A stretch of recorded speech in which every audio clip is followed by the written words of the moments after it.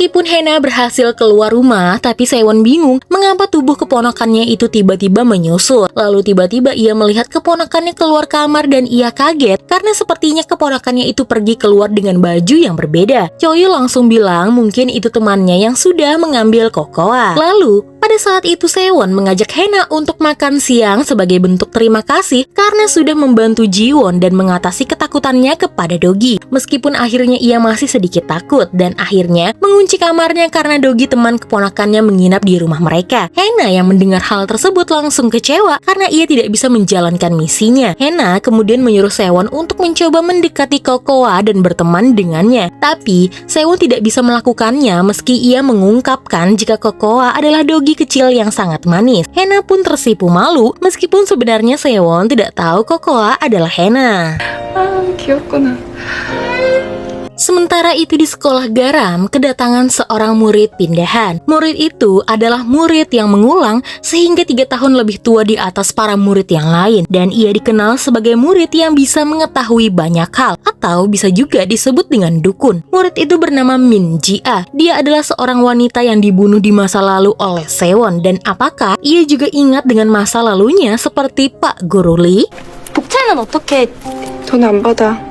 Malam pun datang dan Hena kembali menuntaskan misinya untuk mencium Jin Sewon sebelum karya wisata sekolah besok. Namun malam itu ia gagal lagi karena tiba-tiba Pak Guru Lee Bogyo menginap di rumah Jin Sewon. Agar kali ini Hena tidak ketahuan, maka Yuna menjemput Hena sebelum pagi menjelang. Ia hampir saja ketahuan oleh Pak Guru Lee, tapi kemudian ia berkata jika ia pemilik Kokoa alias Dogi kecil ini. 잠깐 들어와서 차라도 한잔 하시죠.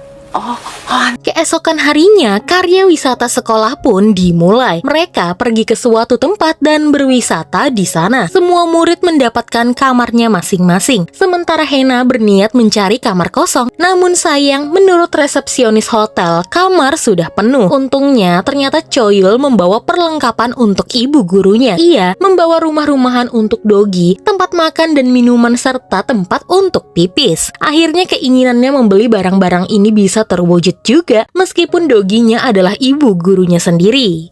이거라도 해야죠. 안녕 코코아. 망! Singkat cerita, mereka pun akhirnya bersenang-senang di tempat itu. Dan tidak terasa, malam pun akhirnya muncul juga, di mana Hena harus bisa kabur dari kamarnya bersama ibu guru Chon dan ibu guru Yeon. Tapi saat hendak kabur, ia malah hampir ketahuan oleh ibu guru Yeon yang harus bangun karena ia harus jaga malam bersama Pak Guru Jin Sewon. Dengan dandanannya yang cetar membahana, ibu guru Yeon menghampiri Jin Sewon. Di sana, ia menceritakan jika besok ibu guru Hena ingin tukaran sip jaga dengannya dan tidak mau mengambil sip malam. Jin Sewon lantas tidak terima karena ia berpikir apakah Hena meminta tukar sip karena ingin satu sip dengan Pak Guru Lee Bogyo. Dan kemudian tiba-tiba Sewon melihat Hena yang sedang berlari. Sewon memutuskan untuk mengikuti kemana Hena pergi dan saat di persimpangan jalan ia tidak lagi melihat Hena, tapi ia melihat Dogi kecil yang mirip dengan Kokoa. Hena sudah berubah menjadi seekor Dogi. Keesokan harinya, Hena bangun dengan keadaan yang cukup lelah, tapi ia harus mengikuti kegiatan murid-murid dan berwisata bersama mereka. Ada sesekali Hena tertidur, dan pada saat itu Sewon melihat Hena yang ketiduran di kursi taman. Ia mencoba berdiri di belakang Hena agar wanita yang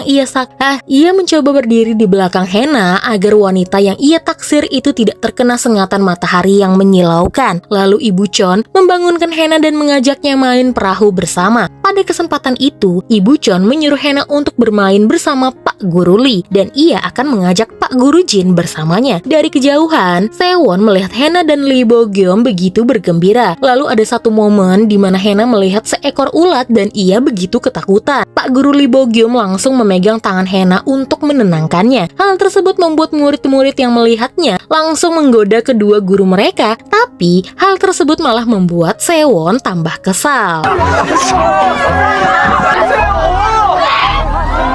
Malam harinya, saat shift malam, Hena tidak menemukan 3 orang muridnya yang ternyata malah pergi ke pasar malam. Mereka bertiga memutuskan untuk pergi diam-diam dan bersenang-senang di sana, lalu mengabaikan telepon dari guru mereka. Hena langsung bergegas mencari taksi untuk mencari mereka di pasar malam itu, dan kemudian ia dibantu oleh Pak Guru Jin Sewon. Saat di pasar malam, mereka keliling untuk mencari keberadaan murid-muridnya, tapi mereka belum bisa menemukannya. Sampai akhirnya Hena sadar, ia harus pergi dari sana karena malam sudah semakin larut dan ia akan segera berubah menjadi Dogi. Ia memutuskan untuk berpencar dengan Sewon dan pada saat keadaan sudah sepi, Hena berubah menjadi Dogi. Sementara di hotel, karena Hena dan Jin Sewon belum balik juga, Pak Guru olahraga memutuskan untuk membantu dan pergi ke pasar malam itu juga. Dan untungnya, Pak Guru olahraga itu bisa menemukan ketiga anak murid itu dan langsung menggelandang mereka kembali ke hotel. Jin Sewon terpaksa tinggal di pasar malam karena ia masih belum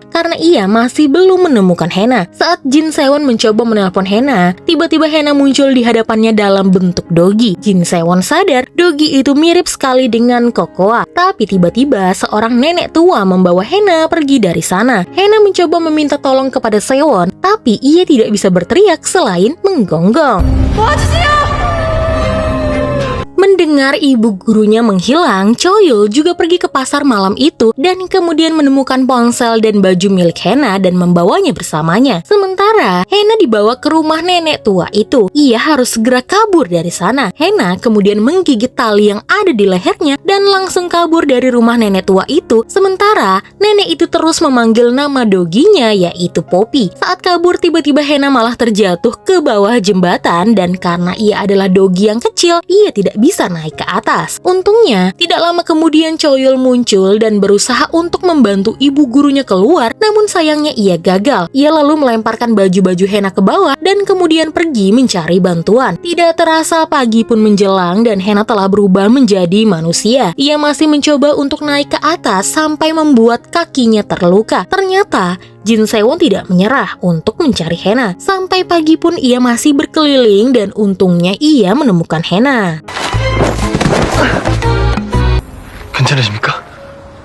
Setelah berhasil membawa Hena ke atas, Jin Sewon merawat kakinya Hena dan menggendongnya. Dari kejauhan, Choyul bersyukur karena pamannya sudah menyelamatkan ibu gurunya dan membawa Hena kembali ke hotel dengan selamat. Di perjalanan, Hena kemudian melihat selebaran jika ternyata nenek tua itu sedang kehilangan seekor dogi yang sangat mirip dengannya. Ia pun merasa bersalah karena ia sempat berpikir buruk tentang nenek tua itu. Ia juga bercerita jika ia harus mentraktir ibu guru Chon karena sudah menggantikannya menjaga murid semalaman. Sewon lalu bertanya mengapa Hena ingin tukar sip, apakah karena ia ingin dekat dengan Pak Guru Lee. Hena berkata itu tidak benar, hanya saja ia tidak bisa bangun di tengah malam jika sudah tertidur. Makanya ia ingin sip siang saja dan tidak ada hubungannya dengan Pak Guru Lee karena ia sudah tidak lagi menyukainya. Mendengar hal tersebut, Sewon seolah merasakan angin kesegaran dan dengan semangat membawa Hena kembali pulang.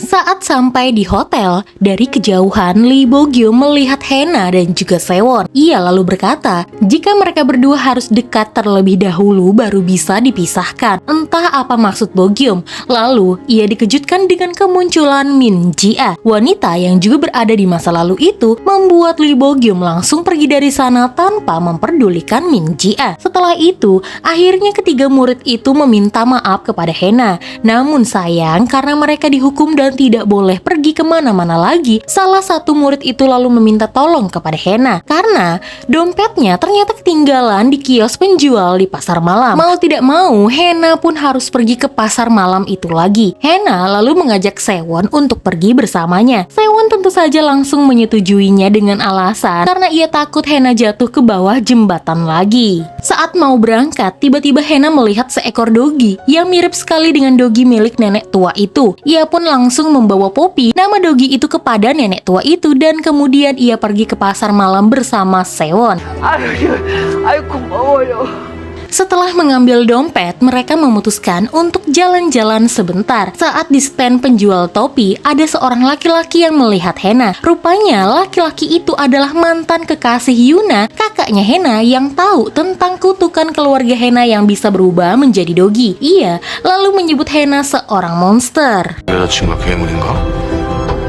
Lalu, Hena dan Sewon membeli sebuah gulali. Hena bercerita jika ia melihat sebuah video seekor rakun mencuci gulali di dalam air, dan gulali itu langsung menghilang. Hena tertawa karena masih terngiang-ngiang dengan wajah putus asa dari rakun tersebut. Sewon lalu membuat gulali yang ia pegang tidak bisa Hena gapai. Ia ingin melihat Hena seperti rakun yang ia ceritakan. Terlihat putus asa. Hena langsung meraih gulali yang diangkat tinggi-tinggi oleh Sewon, sampai mereka berdua tidak sadar lagi jika tidak ada jarak di antara mereka berdua.